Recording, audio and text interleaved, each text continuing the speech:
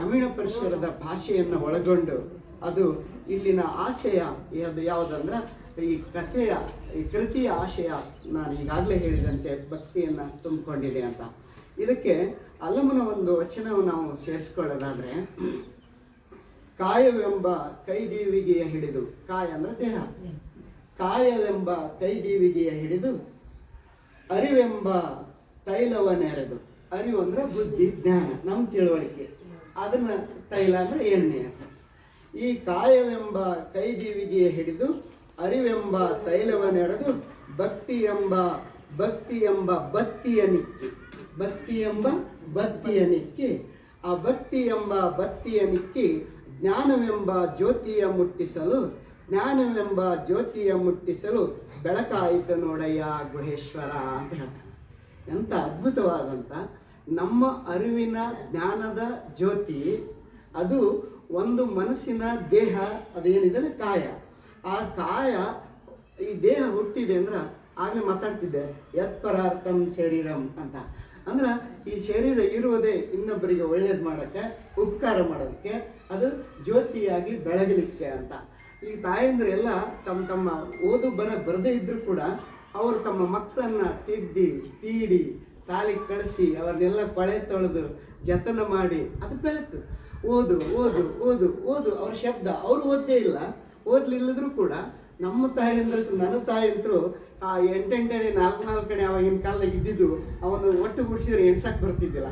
ಆದ್ರೆ ಅವ್ರ ತ್ಯಾಗ, ಇವತ್ತು ನಾನು ಒಬ್ಬ ಪ್ರೊಫೆಸರ್ ಆಗಿದ್ದೀನಿ, ಇವ್ರ ತ್ಯಾಗ ಒಬ್ಬರು ಶಿಕ್ಷಕರಾಗಿದ್ದಾರೆ. ಆ ಶಿಕ್ಷಕರ ಮೌಲ್ಯ ನೋಡಿ, ನಿಜವಾಗ್ಲೂ ಕಬ್ಬಿನ್ ಸರ್ ಅವರು ಪುಣ್ಯವಂತರು, ಪುಣ್ಯಶಾಲಿಗಳು.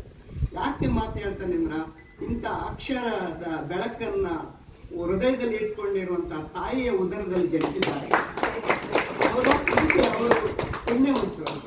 ಇಂಥ ಪುಣ್ಯ ಎಲ್ರಿಗೂ ಅದು ಸಲ್ಲೋದಿಲ್ಲ. ಅದಕ್ಕೆ ಅರಿವನ್ನು ಸೇರಿಸ್ಬೇಕು. ಅರಿವನ್ನು ಸೇರಿಸಿದಾಗ ಅದು ದೀಪ ಆಗುತ್ತಾ.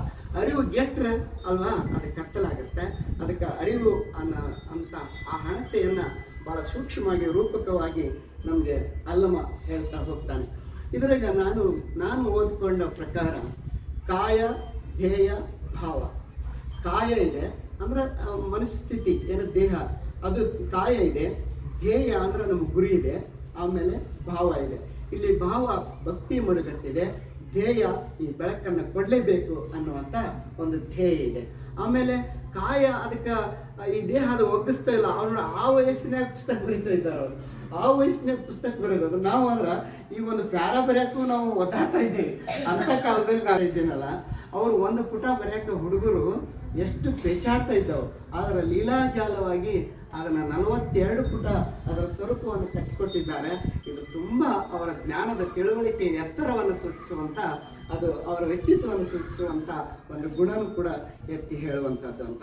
ಅದಕ್ಕೆ ಈ ಕಾಯ ಇದೆಯಲ್ಲ, ಈ ದೇಹ ಹುಟ್ಟಿದ್ದೇ ಪಂಚಭೂತಗಳಿಂದ, ಮತ್ತೆ ಪಂಚಭೂತಗಳಿಗೆ ಲೀನವಾಗುತ್ತೆ.